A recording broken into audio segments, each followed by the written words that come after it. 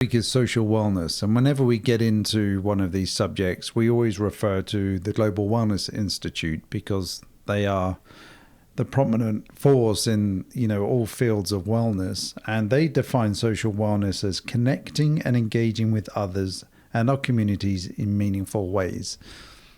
And it's interesting when you start to sort of break that down, because that's not necessarily how I would say it or think about it. I would more of in a layman's term when I'm thinking about social wellness. It's just, what does that mean to me? That's connecting with friends, that's connecting with family, that's connecting with community. Sometimes just take it for granted. It's like a lot of these modalities we've been discussing about, take it for granted, don't necessarily always think about necessarily working on them. They just happen as part of your life. Sometimes you put effort into things, sometimes they just happen, sometimes it's just part of your makeup and your DNA, how you connect with people. So it's always interesting to read things and then investigate when they're defined like that. So I know we've done our research and expanded a little bit further on that. So do you want to take us through that first piece of research? Yeah, so researching what does it mean to be socially well? Being socially well means having a positive and fulfilling social life that contributes to the overall well-being. It involves forming and maintaining meaningful relationships, engaging in effective communication, and feeling a sense of belonging within your social circles. Social wellness encompasses the ability to build connections, navigate social interactions positively, and establish a supportive network that enhances your emotional and mental health.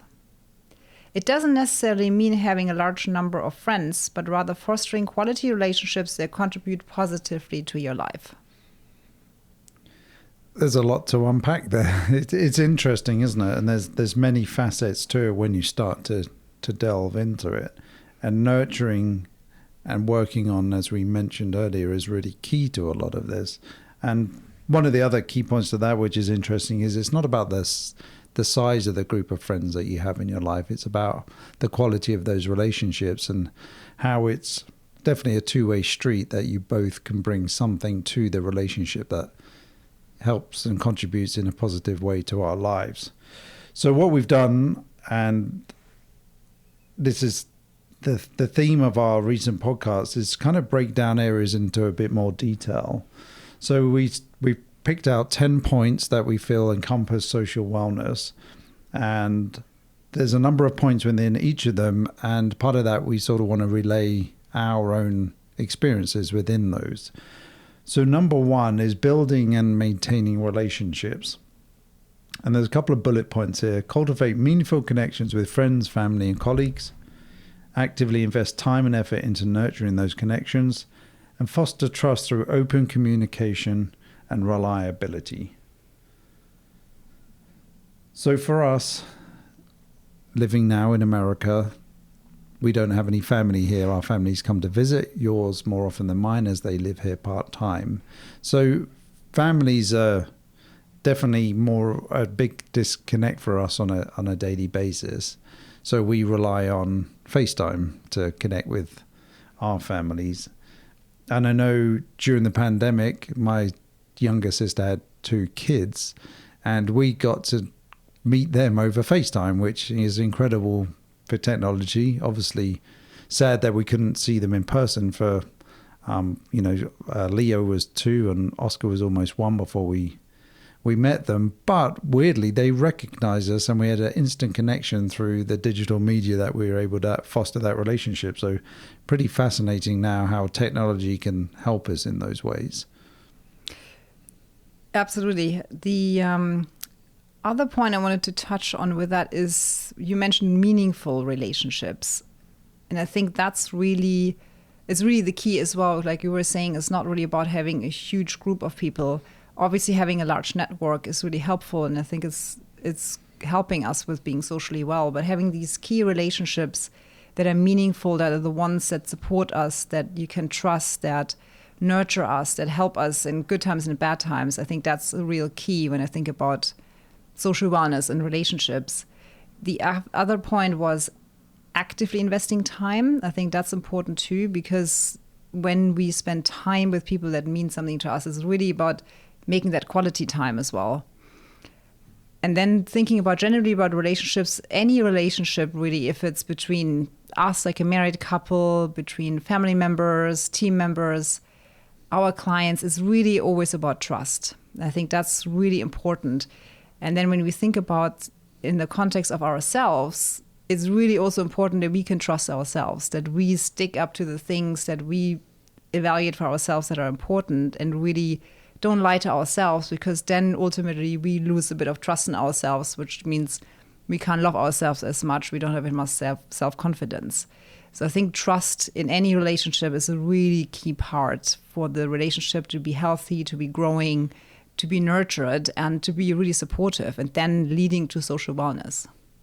Yeah, trusting yourself is really important, isn't it? Because if you have a friendship or relationship with somebody and they break your trust, or they continue to let you down, or they're inconsistent, or they don't support you like they said they would, after a while you would start to, move away from them or stop relying on them so much. Yet we tend to do it with ourselves a lot. We often promise ourselves that we'll do something, or we'll have the discipline to stick to some wellness initiative, whether it's eating healthily or going to bed on time or working out. Yet we often break those rules consistently. So we do let ourselves down constantly, yet we can't get away from ourselves. We are who we are. So it's interesting and really important, I think, to build that inner trust, like you said. And I think the more trust we have with ourselves, it's probably better and easier to then build trust with other people. For me, I sort of mentioned family again. We're in the hospitality industry, designers and architects. And what we found is that that industry has become like a big giant family to us. So when we travel to events, whether it's trade shows or specialty conferences, that's like connecting people like one big family for us. And it's been incredible. That definitely feels part of a void that's left behind by not having family here. So that's extremely important to us. The other thing that springs to mind for me is relationships can come and go. There's some relationships that last the entirety of your life, typically with family and deep, deep friendships. There's often times, though, when relationships are only for a chapter of your life, and they can serve a purpose. Not that it's calculated in that way, but just sometimes relationships naturally come to an end. There's a change in personality. We have different goals. We outgrow each other. We go in different directions. And sometimes that's hard to deal with. But I've definitely, for myself, got better at understanding that that's just part of life sometimes. And it's not about taking it personally. And it's really just to value that time you've had with somebody and shared those experiences. And they're just not aligned anymore. And therefore, you're just not in the same world. But that also speaks to often in close relationships, that's the same thing as kind of moving or drifting apart a little bit. It's like what you're mentioning. That happens with any relationship, really. Looking at the second point, we're on effective communication in the context of kind of fostering and nurturing social wellness, which the points are here: develop good communication skills to express yourself clearly and honestly to avoid misunderstandings, and develop active listening skills, showing genuine interest in other people's perspective. What interests me in that is really that sort of active listening, which comes down to being in a conversation, when you're in a conversation with someone, to really actively be there, to have full attention, to have no distractions. We keep going on about saying these days how technology disrupts us, take our attention away. So if you're in a conversation with someone and your phone goes off with all the notifications, it's very hard to really give that person that attention that it deserves. And I think that's really the key with active listening, because when you spend time with someone, they want to know that you are really listening to them, that there is an exchange that builds like a true relationship and a friendship as well. And it's without sort of verbal disruptions. I think sometimes what's really hard in a conversation when you're engaged with someone and you have a thought jumps into your head, to maybe not necessarily jump on reacting to it and having more of a nonverbal reaction of a nodding and giving that person that understanding that you're listening to them, but you don't have to verbally express it. Body language, like an open body language, when we're in a conversation with someone and we're kind of closed off it also feels like we're not really listening to them. That open body language really gives that person that comfort to open up and have an honest conversation. Sometimes in the deepest relationships with friends, family, partners, sometimes there's difficult things to talk about, and that's really important. So open body language really gives the ground to be able to do that. And then again, patience and letting someone finish what they're saying goes a bit on what I was saying earlier about not jumping in, showing that you're actively listening, but you don't always have to verbalize it. It's key, isn't it? I think that is one of the best traits you can have in that effective communication is the ability to listen and genuinely listen. We do often listen to respond, and it's just about we're just listening until it's our turn to speak.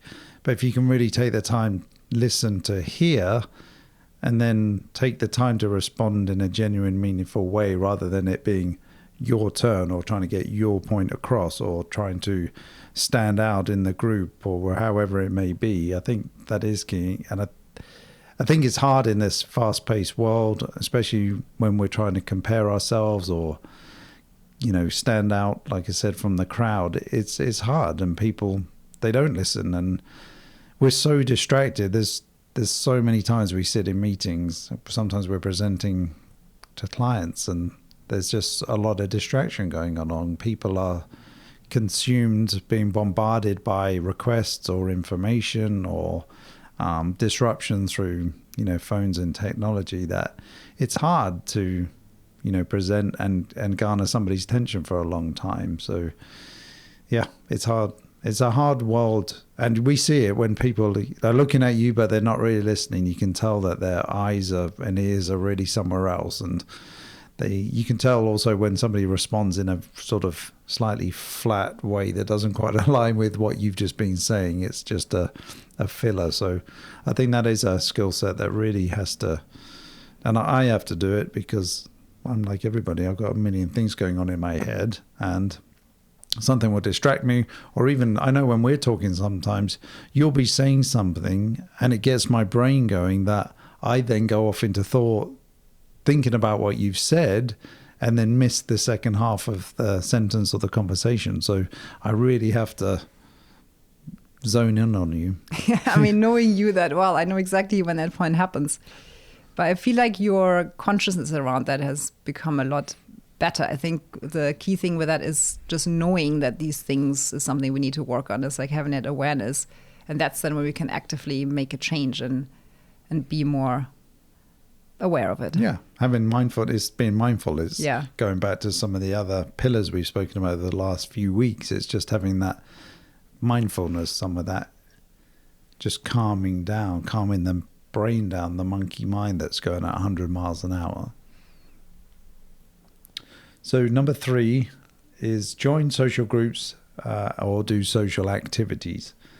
A couple of bullet points here. Participate in clubs, classes, or communities aligned with your interests, hobbies, and passions to expand your social network.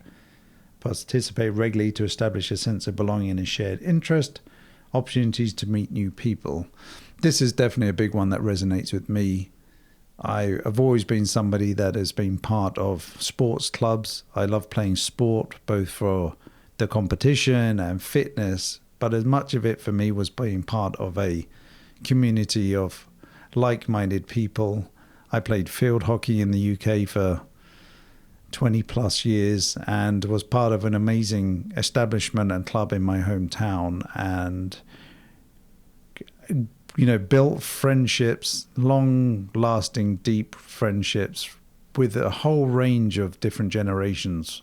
I mean, obviously I was 14, 15 when I started, so I was one of the younger ones, but at that time you would have friendships or look up to people in their 20s, 30s, 40s, 50s, 60s, 70s. It really was a broad group of people, and fostered relationships on a social level. It helped me and us with our first business in London. So it really was truly meaningful. And as much as I got out of it, I wanted to give back. It really was about being part of it. What can I do to maintain that? And the biggest element I was able to give back was securing a planning permission to redevelop the whole sports club. Planning permissions like rezoning here in the United States. And it took a lot of people a lot of time to achieve that. And I was so glad that I could be part of that, to now give that club a real defined future, to see it flourish and grow with modern, amazing facilities is so rewarding for me, even though I'm now very distant from it. When we moved to America, didn't really have that same connection. It was like I was looking around. I didn't play hockey anymore. Wasn't au fait with the American sports so much. So I discovered CrossFit, and that was the same introduction to me. I found a local club or gym and joined that initially, yes, to develop fitness and those techniques, get stronger. But it really was part of it, a huge part of it, at least 50% of it for me was to find a community of friends, to build our friends, which, we didn't really have in our first few months or year of moving to America. And one thing I did within that, I cemented myself very quickly. I volunteered to be sort of the club photographer as well. So I would do profile pictures of the coaches, and I would take candid shots of the gym for their social media, and then when we did events, etc. And that very quickly allowed me to become very key part of the group very quickly, and we built an amazing group of friends and connections through that gym. So it's huge for me, and I've definitely found the benefits of that. It's been a go-to for me. Yeah, having that community was really making us feel home in a new country. That was really that important part of that. What you were mentioning in your kind of participation in social clubs, the two things that stood out to me, the way you were describing it, is it's active participation. You were very active in that. You weren't just a member and then you decided to come or not come. It was literally every week you went and you contributed. Like beyond just participating and attending in that sports, you gave more to that club and built that social network. And I think that's really important. I think often we can become members at clubs or like social circles, but then sometimes we have too many of them, and then we don't really actively participate and contribute. And I think that obviously doesn't lead to fulfillment and feeling that real support from the kind of social circle and the social clubs. So the way you were describing that, and I've really learned that a lot from you. I've never grown up so much with a team sport. I've always been into ballet, like early on I was learning ballet. You are practicing the crew, but ultimately it's still kind of very isolated. It is kind of like really you honing in the skills and becoming better. It's not been a team sport. So the aspect of like social wellness through clubs, and especially in connection with fitness, that's really something that you open my eyes to, which I'm really grateful for. The other part I was thinking of is when we're talking about aligning ourselves with the same interests, what's interesting too is to attend clubs or be part of a social circle that is not in your comfort zone. That is something different. It's a different topic. It's different people you might surround yourself with. Because those things can spark new inspiration and new ideas. It's something that you necessarily wouldn't think about. It gives you a new perspective.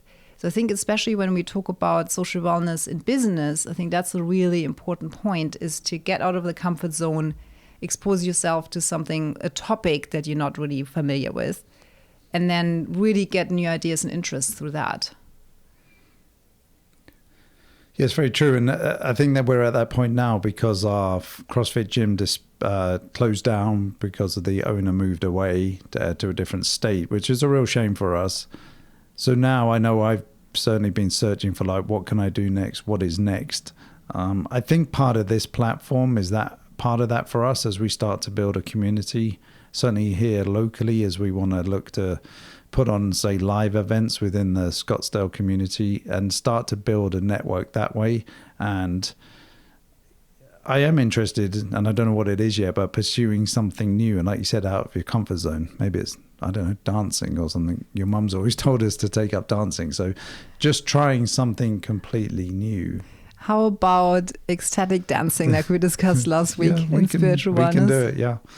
But you're right. It's finding that time and making sure we're living, building that community, building those connections, and not just being consumed by work at times and just being blinkered to what's going on around us, when there's so much for us to gain by being part of that, and also a lot for us to give. Number four. So number four is setting boundaries. So when we talk about building, maintaining relationships, creating social circles, social groups, within that, naturally, boundaries are really important in any relationship. And the points we got here: establishing healthy boundaries in relationships to maintain balance and well-being. And in both professional and personal life, setting healthy boundaries involves effective communication, mutual respect, a proactive approach to addressing potential issues. Yeah, they're both great points. When I think about social boundaries, I didn't really have any growing up. I was just loved being around friends and people. That was just, it gave me so much energy. It gave me security.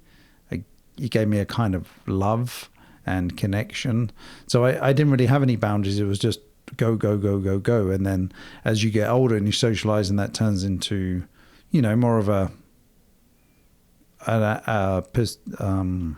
activities around socializing with alcohol and things like that. That's when I could see it becomes detrimental. And I would never have sort of know where those boundaries were. I would never say no. It's just like, okay, we're going out again. And I loved it. But now, as I think we talked about last week, these kind of, as you mature or start to hit midlife, you start to listen to yourself a little bit more.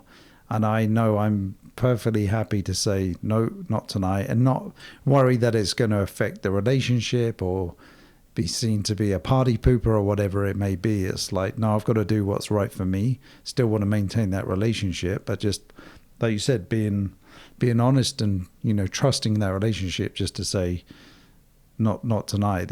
I'm taking care of myself tonight. I've had a busy week. I've had a stressful week of work. It's not the time to go out and party and compound that stress in a way.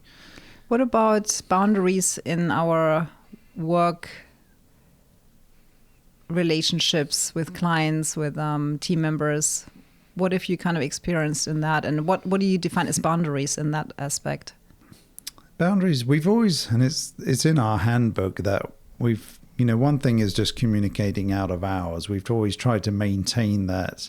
The weekends are generally off limits. We don't send emails at 3 o'clock in the morning or 10 o'clock at night. Even if you're working that late, we send it for 8 o'clock the next morning. It's just setting some of those boundaries. Of course, we want to service our clients and be on hand. And whenever there's an emergency or fire drill, we're always going to be available.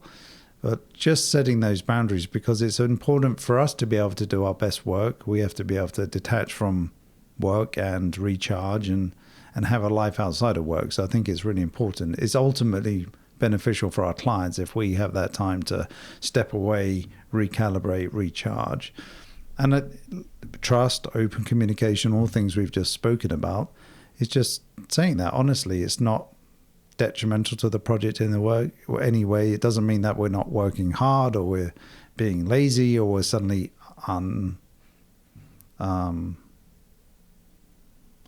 unapproachable. So that's important. And then we pass that on to our team as well. Same thing, maintain that same ethos and philosophy as it threads through our team within the office as well. Like the way we communicate with them, or when we communicate, that's where we get the same boundaries of saying, okay, our email hours are typically between 8 and 5. And if there's something really important that needs to go out to either client, vendors, or even a team member, it's really thinking about there as a scheduled send mode, which is amazing on emails, because if you need to get out of your head, you don't want to forget it, but you schedule it and send it the next morning and sending it off in the middle of the night.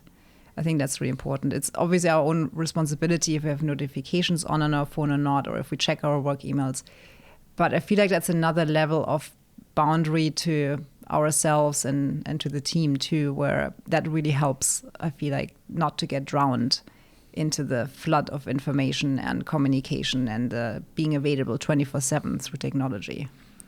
Yeah, I think when you set yourself up being available, it's very difficult, because if you finish work for the day and you've got a plan for the next day, and then between, if it goes late into the evening and you're getting bombarded by emails either from clients or consultants, or even our own team members, it's very hard. You're trying to work whatever it might be 8 or 9 hours a day, and yet that just extends it. So the first thing when you've got your plan for the next day is to tackle those items. You've suddenly built up a whole load of other contacts, commitments, requests from clients out of hours that then you've got to attack first. That is a distraction before you can get to your to-do list for the day that you'd already previously set. So it becomes difficult. It becomes this kind of vicious cycle. So you got to set boundaries, but then you got to be disciplined in how you set up your day, set up your structure of how you work, how you tackle things, and having dedicated hours where you're focusing on emails and communicating, and dedicated hours where for us we're focusing on design and project work, and not getting just sucked in left, right, and center because of technology means you are contactable 24/7. Yeah, in a similar vein, what we're kind of exploring in the studio as well is to understand when there's time for collaboration and when there's time for focused alone time, because I think that's really important too. And something that we recently established within our team is that the mornings are really for a lot of communication, a lot of questions amongst us as a team, with clients, meetings. So it's anything that's very active and that needs sorting out first thing. And then the afternoons, we're talking more about studio time now, where really we keep the afternoons free of meetings. We're setting those clear boundaries that's the focus time. That's the time where we really want to dive into the creative process. We want to develop things, and sometimes people just need that time. We need it, our team needs it, is to really just be involved in something, enveloped in something, and not have these disruptions. I think that's a really important thing with boundaries too in the workplace, especially in the creative field. Yeah, and it's for the benefit of the project. That's why we're doing it. It's just so we can work, come up with better ideas, have that time to be clear of mind. And it's working well for us, knowing that there's a lot of things to move and juggle in the mornings, and answer and talk and sit down and meet and scribble, and then digest all of that and then take it away into the afternoon and just have calm, focused clear time. It was a great change that we made recently, and I'm really enjoying it. Yeah, ultimately boundaries are just really there for a relationship to be better, whatever that relationship is. Because I think setting clear boundaries shows kind of what works and what doesn't for either side. And it's not something that needs to be a harsh thing. I think it's just a communication of what works. And then it's really ultimately best for that relationship, whatever that relationship is. Yeah, absolutely. So number 5. Actually, sorry, I just got one. Sorry to interrupt you. I've just one more thing on a personal note, which was like, we were looking at clearly communicating emotional needs and expectations when we're talking about that within the team, for example. But I think in the partnership as well, what is good to always remember is like, you can't read my mind. So it's really about clearly communicating. Sure? And obviously the male-female brain kind of working differently as well. So that's on a personal note. I don't know why that really came up with in context of boundaries, but I think it's more about clearly communicating and expressing emotional needs. Yes. No, it's super important. And there's a theme here. Most of these things, we all need to work on them. We have to take the time. We have to almost set aside the amount of dedicated time to, either give each other space or come together and share anything that we want to share that helps foster a better relationship. So it's super important. I'll let you move on to 5 now. Yeah, number 5, perfect. Empathy and understanding / compassion. This really touches a bit on some of the previous weeks and conversations as well. The bullet points here are: practice empathy, understanding, and support for others in your social circle. Cultivate empathy by putting yourself in others' shoes. Show understanding and support during both joyful and challenging times. It's very broad. It's something that I think you have to be conscious of. You have to often, I think, go below the surface so we can, like we mentioned before, like sympathize. Oh, somebody's having a bad day. Oh, poor them. Or sadly lost a family member. There's a initial surface level sympathy, but being able to go much deeper, that's where some of that, empathy, compassion, emotional intelligence comes in, where you're really taking a step back. And like you said, I think putting the main one that jumps out of me there is putting yourself in somebody else's shoes and understanding. Well, we don't always know. So sometimes when somebody is reacting in a negative way or seems to be troubled with something or is taking out their frustration on us or our team or whatever it may be, sometimes it's just to have that moment to step back and sort of think, hold on a minute, not accepting it, but just thinking, what's going on in their world that's making them react like that. And often we don't know, but it helps me take things like that not so personally. It's just like, okay, this person may have just had a bad morning for whatever reason. Yeah, that's really important, because when we think about nurturing and building kind of healthy relationships for our social wellness, it's that understanding, like you're saying, is having that empathy and stepping in someone else's shoes, because we are very easy to judge a situation or a person's behavior. But when you understand the context, it often makes you just realize why the person is doing the things or behaving in a certain way. So that's definitely really valuable. And then when you were saying about joyful and challenging times, I'm always thinking like with a marriage, it's in good times and in bad times. With any relationship, it's you celebrate the wins and you're there when something doesn't go really well. So I think just being there for both is really important. It really is. And that's what makes a true rounded, solid relationship, whether it's, husband and wife or family member or deep friendship. Number 6, quality time with others and alone time. So we've got here, spend quality time with loved ones to strengthen your relationships. Prioritize quality over quantity in your interactions. Create meaningful shared experiences to strengthen the bonds with loved ones. Allocate time for self-reflection and personal recharge. Understand the importance of alone time for introspection, relaxation, and maintaining a healthy mental state. So quality time, I think that's really important. And we touched on that a little bit earlier. It's when you're trying to be in too many places at the same time and you're committing to seeing either as a friend, a family member, anyone in your social network, and you are also kind of feel like you need to be somewhere else, you're only half there. And I feel like that doesn't serve any relationship if you can't really commit to it. And when you can't commit to it, sometimes it's actually better to say no, or it doesn't work for me today, instead of trying to be half there, half in, half out. Because ultimately, that's not where we can really connect and where we serve anyone with our not appearance, what I'm trying to, with just our energy, our presence of being there. So that I think is really important, the quality time. Then thinking about meaningful shared experiences, when we talk a lot about what we create with wellness destinations, is really that quality time you can have with your partner or family or friends by creating really meaningful experiences through travel and through the destinations you're going to. We were talking about transformational experiences last week.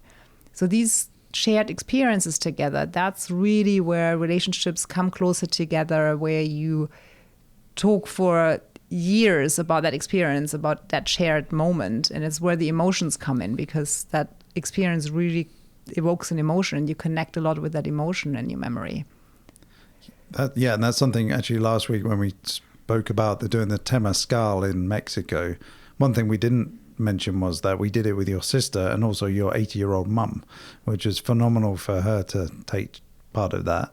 But it's true, we talk about it now, 2 years later. It's something we all reminisce on and discuss, and that was quality time for us, because we don't see each other that much. It was an opportunity for us all to meet in one destination and have a lot of relaxing time, just in a kind of beach resort, but then do some of these different and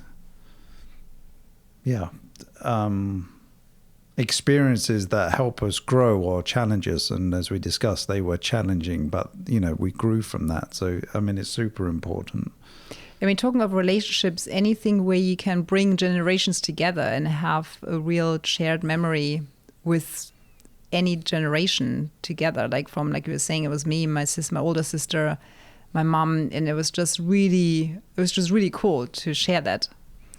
And that's an interesting one, because we know we were recently at the Global Wellness Summit, and they were talking about generational wellness destinations. So it's catering to families now taking part in wellness experiences, rather than husbands or wives and groups of, girlfriends typically going to, say spa destinations. And how can you design those and cater to a whole family, from grandchildren, parents and grandparents.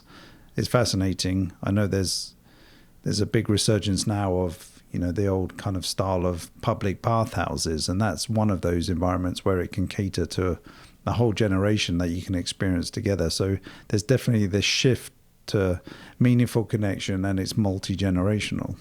Yeah, the importance with that is that wellness, the younger you are, you can start, the better, really, because it's especially when we think about younger generations, teenagers. There's just so much going on in our world, and fostering that mindfulness, that connection, being aware of all those pillars and dimensions that we're talking about really early on, really sets you up to a much more successful and fulfilling life, I believe. Yeah, it really does. And then the other thing that you mentioned then was alone time. And alone time, I think, is really important. I think for me personally, alone time, I then fill it with other distractions, whether that's, learning something, reading a book, watching a YouTube video, listening to a podcast. And I think I need to work better on finding true alone time, or time away from all of that stimulation. Even though it's beneficial, there is a need within oneself just to be completely free of anything that's stimulating to a degree, unless it's more being stimulated by a meditation or mindfulness or something out in nature. And I mentioned before that I love photography, so that really is something that I want to practice more of, and be very much, when I'm walking around taking photographs, it connects me very much to the place. It's very much in the moment, and it's very much connected to where I am. And you're really you're taking the time to look at the architecture, look at the people around you, look at the nature that's you're surrounded or bathed in. So that's something that I know I could work on more, and it'd be a moment of alone time, but alone time that's kind of really connected with where I'm at in the world, and also a place in time. When it comes to alone time, I feel I really know myself very well on that, because I love to socialize, I love people, but I know that I need the time alone to recharge, to not be amongst other people's energies and thoughts. And like you say, either it's reflecting, or it's just really chilling out and just stepping away, just being with yourself and being content being by yourself. I've always been someone that needed that alone time. I know some people have a hard time being alone, and sometimes there's more of a compromise of being with someone where the relationship might not necessarily be really nurturing or giving, but it's the fear of being alone that you rather than compromise and are with someone that is not necessarily really you're helping each other. For me, alone time is really important. And you know that sometimes I really tap out when it's just too much social interaction. I literally tap out of something where normally it's something really exciting. But if I know my glass is too full, I just have to relax and calm down, then I just completely take that time out for myself.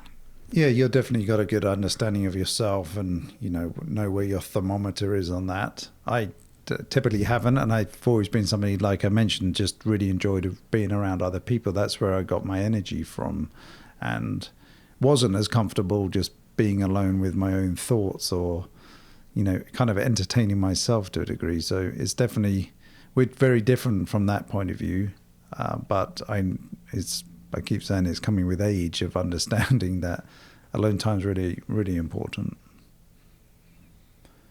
Okay, number 7, we're jumping into conflict resolution.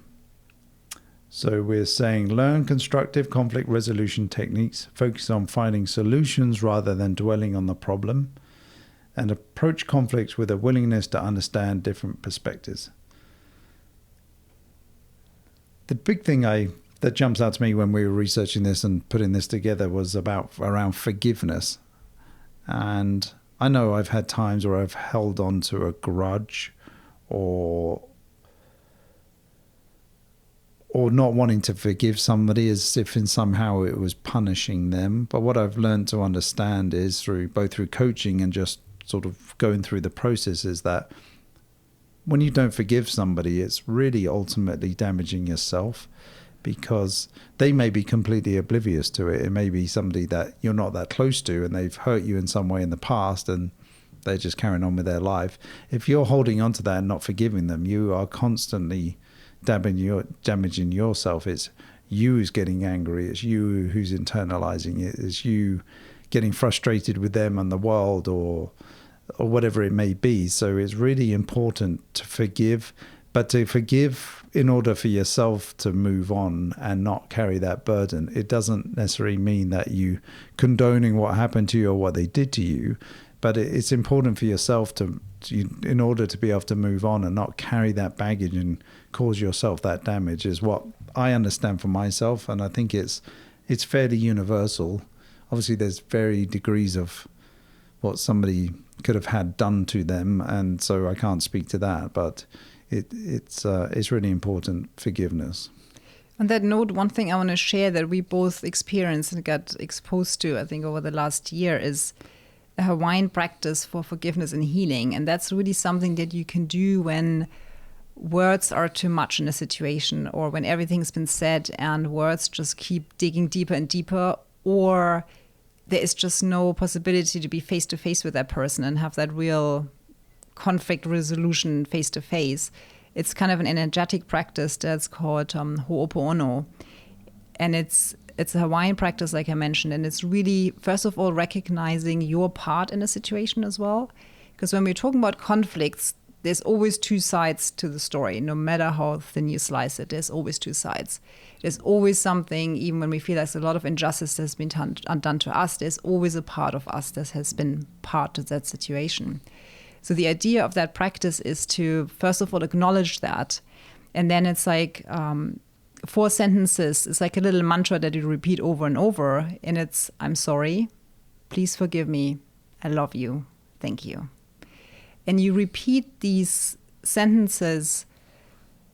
And even when you have a hard time maybe connecting with the I love you, what helped me is that if you connect, when you're really kind of upset with a person, if you connect with more their being than their behavior, when we connect with the being, that's ultimately going into what we discussed before, the heart space, and connecting on a different level where forgiveness really is possible. And I've tried it before. I had a situation where I reused it, and it's been really something where I couldn't really talk to the person, where words didn't make any sense. And I've been practicing over and over, I'm sorry, please forgive me, I love you, thank you. And you go into this kind of, sing mantra energy. And then that person reached out to me out of nowhere. So it's really, it's really powerful. Yeah. It's something that I really use, and I feel like just really wanting to share because it's such a powerful tool. No, it really was. And I can absolute testament to that you were really struggling with that situation, and you did embark on that, that practice. And it really literally was the same day or the next day that person reached out to you, and it was all resolved and the relationship is mended and it's all back together. So it's incredible. It truly is powerful. Yeah. I mean, communication is always key, but sometimes words just don't work at the time, and then it's just from your heart space. You can do it with your mind and energetically connect. And that goes back to what we were saying last week about wellness, traveling, going to destinations where this ancient and indigenous techniques and practices are still prevalent, and learning from those people that are still culturally rich using those modalities, and really learning them. There's so much out there, and it's fascinating when you tap into that and really understand it. And actually that ties into cultural awareness, which was serendipitous. Actually, I think we skipped one. We skipped the digital balance, unless you want to move to the cultural awareness first. Because it is a little bit more that connection. Yeah, you lead whichever way you want to go. Sticking to the numbers. Stick to the list. So the next one we got is digital balance. Manage your online interactions and ensure a healthy balance between virtual and in-person connections. Prioritize face-to-face connections. Set boundaries for screen time to avoid potential negative impacts on your well-being. So when I hear that or listen to that, when I think about managing online interactions, that was very much going almost back to what I started with, of having that connection with our families and my family and our nephews, who we can only really speak to the majority of the time through FaceTime, which has been incredible. And that, like I said, really it's cemented a bond and a relationship that I didn't think was possible, that we now have. And when we met them in person, it wasn't the first time of meeting each other. It really was a deep connection. So found that fascinating. When it says set boundaries for screen time to avoid potential negative impacts on your well-being, do you think that's relating to just general screen time, or is that in sense of the relationship? It could be both, because we spoke about that generally stepping away from the screen has so many benefits, because it is, especially when you think about social media and digital balance and in context of social wellness, it's when you're too much in that space of non-reality. It's very hard to sometimes decipher what's real, what isn't, especially when you're looking at people's posts and feeds. Often of course, it's nice to look at to see positivity, but positivity is not always the reality. And it's very hard to distinguish sometimes between what's real and what isn't. And on that same note, when we think about digital balance is in context of relationships and social wellness, it's also distinguishing, like you were saying, are we still somewhat face-to-face? Are we as close to a personal connection and an interaction like in real life, where it's the same timing, it's live, you're showing your face, you're on camera? Or is it something where you're hiding behind another persona and it's just more written words, you're part of a community, no one really knows who you are, which in that case, it's much easier to say things, to, let's say, hurt people, to portray something that ultimately doesn't really give you that connection. I think the balance is really where the global presence is really amazing, and having that outreach and connection to people worldwide. Not to forget that the person interaction is so important, because it's such a difference when you're standing in front of a person, when you receive their energy, when you receive their reaction, when you're saying something, especially when it's more of a confrontational conversation and you're saying something that's not that easy to say. You can't hide behind the screen and behind your words. You see what impact that has, what you're saying to the person. And that skill, and then really feeding the person, seeing the energy exchange, the reaction, I think that's really important. That's why the screen time or digital balance really comes into play with social wellness, because we're losing our social skills, I believe, as well. I think you're right. We are losing our social skills, and especially in business when there's maybe a conflict and you need to address something. I often find that emails get completely misconstrued. How you read an email, you've got no real idea of how the intent of the email was written, and you can completely misconstrued. You start questioning, like, how is that? Are they criticizing us, or are they angry at us, or is there some sort of underlying tone in there? And only to find out not at all when you have a conversation with somebody. I much prefer picking up the phone and just dealing with it, quickly in, short resolution, and try and resolve the problem, than go through a whole chain of emails back and forth where there can be a lot of misunderstanding. Like you said, the conversation isn't necessarily in real time. It's got a break between emails being sent.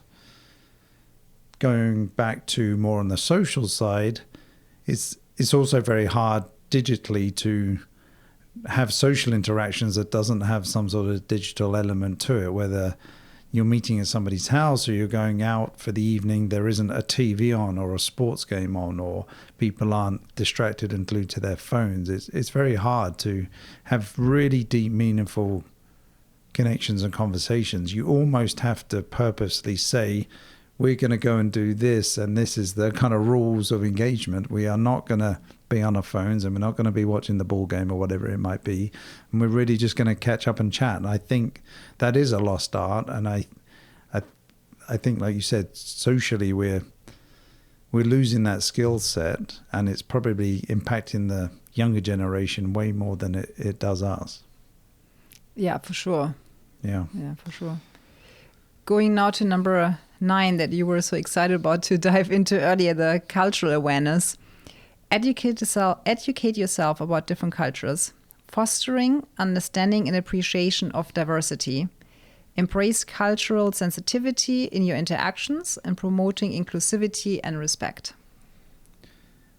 Yeah, this is really important in a fragmented world that we live in, that there's a lot of divide through different religions or countries or politics or whatever it may be.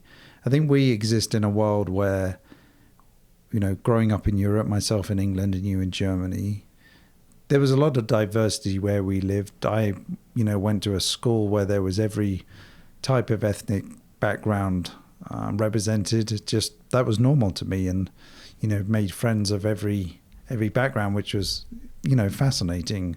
Didn't see it as anything other than normal. When we had our first office in London on Old Street, we used to go for lunch every day to Whitecross Street, and I remember it was like a candy shop for food, because the whole street was lined with artisan vendors that sold every kind of food from around the world, whether it was Indian curries or Vietnamese food or Italian or Spanish or English or whatever it may be.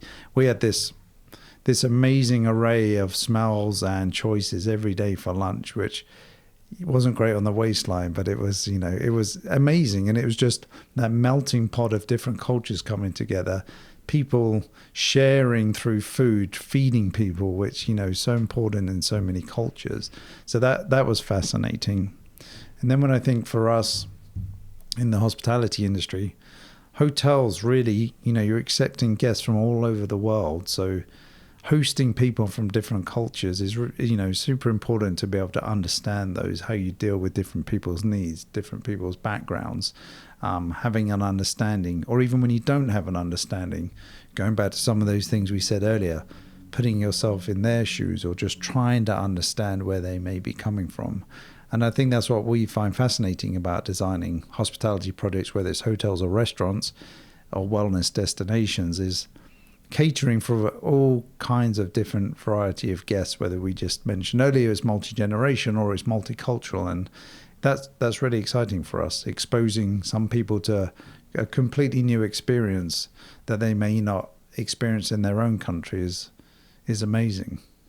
I like the way you're describing your love for being exposed to different cultures.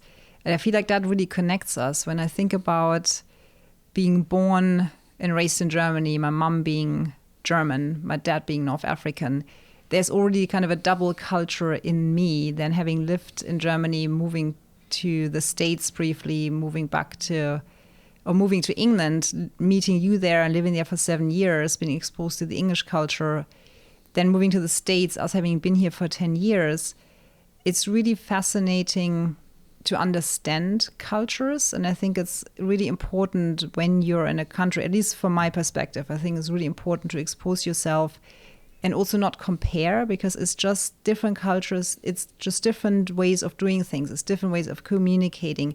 It's really appreciating that there's different ways people are used to eating, doing business, socializing, and just really seeing what else can I learn from that difference in the culture that I would not have been exposed to had I never left or had I never traveled. And then just really seeing how can that add to my cultural background, my experience. I personally love, and I feel in me, I have so much fusion of culture through my heritage background, through living in different places, being married to an Englishman. I love it. So I feel like I'm really culturally aware and very open about that. And it just gives me a lot of insight and a lot of being connected and feeling connected to a lot of people around the world, and generally to a lot of people that we come across. So for me, I think that's really important. And when we think about concept of social wellness, that cultural awareness just really fosters relationships with anyone. You can build a relationship with anyone. You can build a relationship when you don't speak the same language. It's just, then it's a different energetic exchange. But that gets me really excited. Yeah, it's fascinating. When you mentioned the world there, the world has got so small over the last, couple of decades with the ability to travel so easily, and now with the connection through the internet and social media, that everything's laid out for you. There's no excuse in a way to not be able to, understand, even if at surface level, different cultures. So yeah, it's a small world, but sadly in many ways is very divided. So it's it's just taking a step back at times and just trying to understand, or just taking the time to think. Well, on that note, I think we can dive into our last point, which is really important. It's self-reflection. So reflect on your social interactions and continuously work on personal growth with relationships. Embrace feedback and be open to adapting your social behaviors as needed. When I think about self-reflection, like you were saying, even reflecting on the topics, the kind of 9 topics in context of social wellness we just spoke about, often we're just so busy with growing, learning, moving forward, that we don't take enough of the time to just stop and reflect of what we've just done, what we've achieved, what things mean to us. But reflecting is so important because it really shows us what works and what doesn't in any part of life, not just with the social wellness and relationships. It's just really understanding what makes us happy, what doesn't, what fulfills us, what doesn't, and knowing what are the other steps I can take then, how can I pivot and maybe change a little bit my behavior and my understanding of things. So self-reflection in any aspect is really key.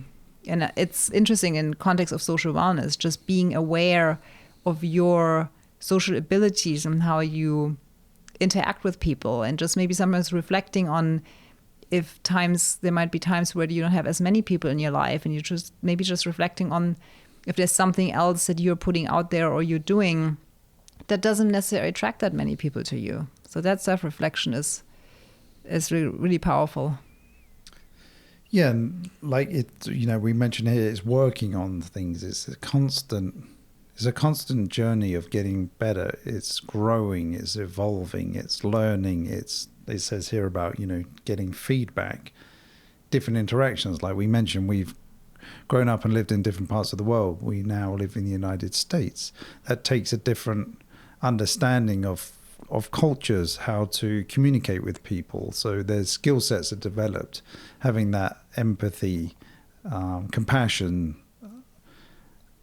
all of those contribute to a well-rounded approach to dealing with different people, different social interactions. I've always been somebody through my life that is, because friendships and community meant so much to me, I've always been able to fit in really well to many different situations, and had a skill set where I've always been able to communicate with people, like I said, of all age groups, whether I was talking to a 12-year-old or a 70-year-old at the sports club, or times in a different phase of my life where I was at times rubbing shoulders with the social elite in London, to my friendships of people from ethnic backgrounds in London. It's just a whole mix and melting pot, and didn't see anything else than these were just phases and times of my life where I adapted and could communicate in those circles. And it was quite diverse at times, but just found ways. We always talk about being a bit like water, don't you? We're able to flow and navigate like water does in a stream, and have those interactions. It's super important. Adapting and embracing, like we were saying, embracing what we might call as, or negatively call as differences. It's not really about differences. It's just more about embracing to be exposed to something else than what you're known. I think that's really important. It really is important. And it's just never ending. All of these things is just a never ending journey. And I know we're fascinated by constantly trying to improve or get better or get a richer, deeper understanding of a lot of these modalities, or gaining additional knowledge. And we mentioned last week about gaining knowledge and then sharing it. There's no point holding on to it. that doesn't make you smart. Holding on to knowledge isn't what makes you smart or intelligent. It's your ability to be able to share it and give it back out to the world. So this is so much what this platform is about for us. It's about gaining and sharing.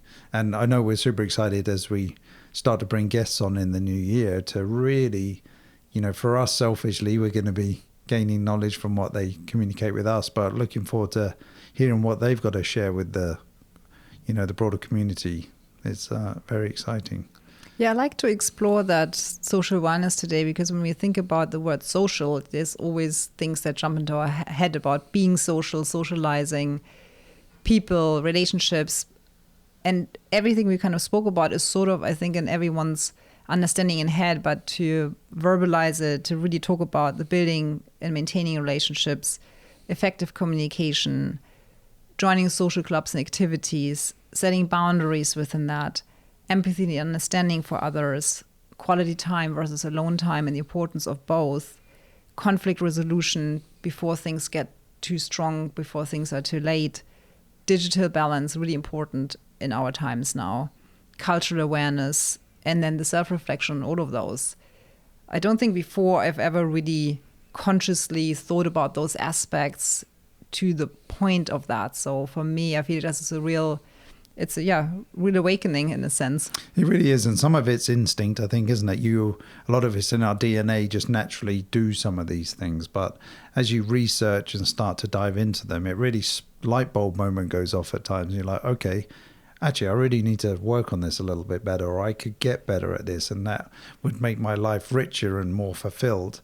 We know that through a lot of the other talks we listen to and networks that we're part of, that there's a real loneliness epidemic out there in the world, and building community is so important. We've never been so connected through social media and technology, yet everybody is alone, connected yet alone, which is a oxymoron. It doesn't make any sense, but it's really happening out there. And helping build communities with shared visions and shared goals and shared purpose is fascinating to us. And probably the 3 or 4 things that have jumped out of me from doing this exercise was needing to find really a new connection through a new club or social engagement that's kind of broad and maybe, like you said, something that pushes outside our comfort zone.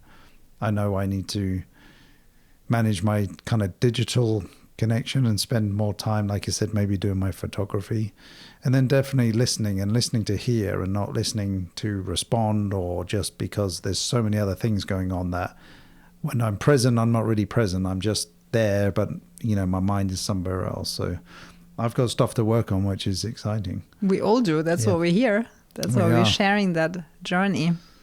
Perfect. Well, great discussion. And I guess, as always, I'll see you next week. I'll see you next week.